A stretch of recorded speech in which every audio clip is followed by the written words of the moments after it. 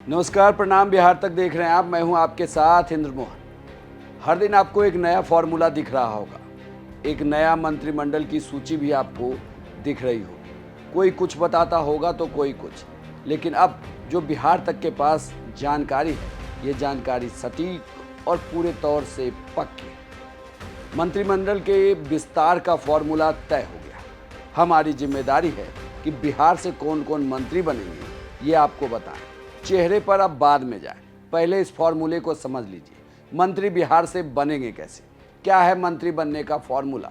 दरअसल ये तय किया गया है कि बिहार में मंत्री बराबर बराबर सीटों पर बनेंगे, यानी कि बीजेपी के जो 12 सांसद जीत कर आए हैं और जेडीयू के जो 12 सांसद आए हैं वो बराबर बराबर मंत्री बनेंगे। इसका मतलब थोड़ा और विस्तार से समझिए कि अगर जेडीयू के कोटे से 2 मंत्री बनेंगे तो बीजेपी के कोटे से भी 2 ही बनेंगे।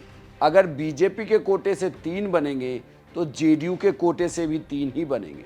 अगर 4-4 मंत्री बनेंगे तो फिर दोनों पार्टियों से 4 मंत्री बनेंगे। दरअसल ये कहा जा रहा है कि बिहार में छोटे भाई और बड़े भाई की भूमिका को खत्म कर अब बराबर की भूमिका में लानी, क्योंकि जिस तरीके से नीतीश कुमार अब किंग मेकर की भूमिका में हैं और वो बार बार अपना विश्वास मोदी सरकार पर जता रहे हैं, इसके बदले में चाहत यही है कि दोनों पार्टियों की पावर बैलेंस कर दी जाए। बिहार के कोटे से जो मंत्री बनेंगे वो बराबर बराबर संख्या में बनेंगे। बीजेपी के जितने होंगे उतने ही जेडीयू के बनेंगे। हालांकि ये कहा जा रहा है कि जेडीयू की तरफ से 4-4 मंत्री बनाने की बात भी कही गई। सूत्रों के हवाले से जो खबर है वो खबर ये भी है कि इतना ही नहीं, इस मंत्रालय के बंटवारे में जातीय समीकरण को भी साधने की कोशिश की गई।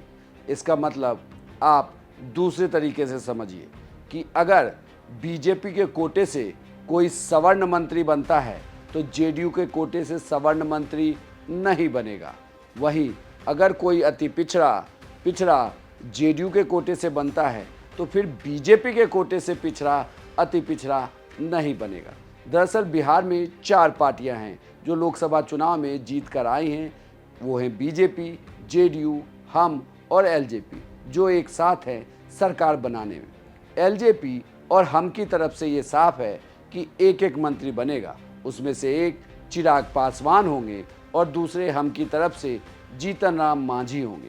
लेकिन मामला फंसा है जेडीयू और बीजेपी के बीच में। इनके बीच में सिर्फ संख्या बल ही नहीं बल्कि जातियों को लेकर समीकरण भी फंसा है कि जातियों से कौन से नेता मंत्री बनाए जाएंगे। जेडीयू पिछड़े अति पिछड़े को वोट बैंक को लेकर लोकसभा चुनाव जीती है, इसलिए ये कहा जा रहा है कि वो बैलेंस साधने के लिए एक फॉरवर्ड और एक अति पिछड़ा को साधेगी। वहीं बीजेपी के लिए भी मुश्किल ये है कि बीजेपी किसे मंत्री बनाए, क्योंकि बीजेपी के कई कद्दावर नेता चुनाव हारे हैं। इसका मतलब ये भी है कि बीजेपी क्या इस बार बिहार में फिर से किसी ओबीसी को मंत्री बनाने जा रही है और या दूसरे जातियों से भी साधने की कोशिश की जा रही है। तमाम समीकरण हैं, लेकिन कुल मिलाकर खबर ये है कि दोनों पार्टियों में मिलाकर जातियों को साधा जाएगा। 4 पार्टियों से अलग अलग जातियों को साधने की कोशिश की जाएगी और जेडीयू और बीजेपी के मंत्रिमंडल में सदस्यों की संख्या बिहार के कोटे से बराबर हो जाएगी। आपको यह जानकारी कैसी लगी हमें कमेंट बॉक्स में लिखकर जरूर बताइएगा। और बिहार की तमाम राजनीतिक खबरों के लिए आप देखते रहिए सिर्फ बिहार तक।